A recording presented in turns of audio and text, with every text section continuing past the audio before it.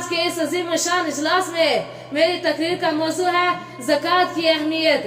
الذین یقیمون الصلاۃ ومما رزقناہم ینفقون اولئک هم المؤمنون حقا۔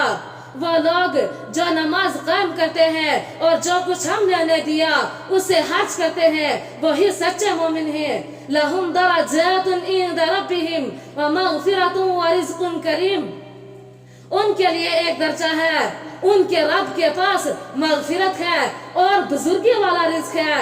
سورہ بقرہ میں اللہ تعالیٰ نے ارشاد فرمایا زکوٰۃ ادا کرنے والے اور نماز قائم کرنے والے لوگ قیامت کے دن ہر قسم کے خوف اور غم سے محفوظ ہوں گے اور ان کو کسی خوف اور رنج کا موقع نہیں۔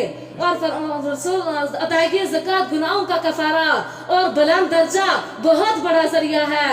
اللہ تعالیٰ نے رسول اللہ صلی اللہ علیہ وسلم کو حکم دیا خذ من اموالہم صدقۃ تطہرہم وتزکیہم بہا۔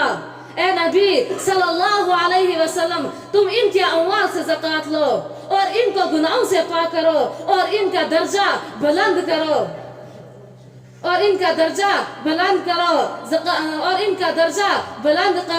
زکوٰۃ ادا کرنے سے نہ صرف گناہ معاف ہوتے ہیں بلکہ اللہ تعالیٰ نے اس مال میں اضافہ کرنے کا وعدہ خود اقرار دیا ہے۔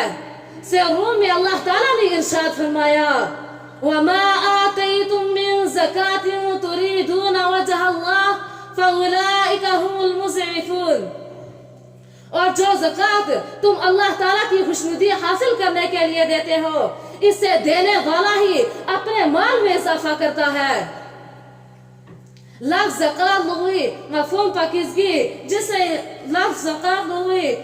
پاکیزگی اضافہ ہے جس سے یہ بات واضح ہو جاتی ہے کہ پہلے تو مفہوم کے مطابق اس عبادت سے انسان کا مال حلال اور پاک بنتا ہے اور نفس بھی تمام گناہوں اور تمام برائیوں سے پاک صاف ہو جاتا ہے۔ دوسرے مفہوم کے مطابق زکوٰۃ ادا کرنے سے نہ صرف مال میں اضافہ ہوتا ہے بلکہ اس کے اجر و ثواب میں بھی اضافہ ہوتا ہے۔ زکوٰۃ کی ادائیگی کے فوائد کے ساتھ ساتھ ایک نظر زکوٰۃ ادا نہ کرنے والے پر بھی اس کے نقصانات پر بھی ڈالنا ضروری ہے۔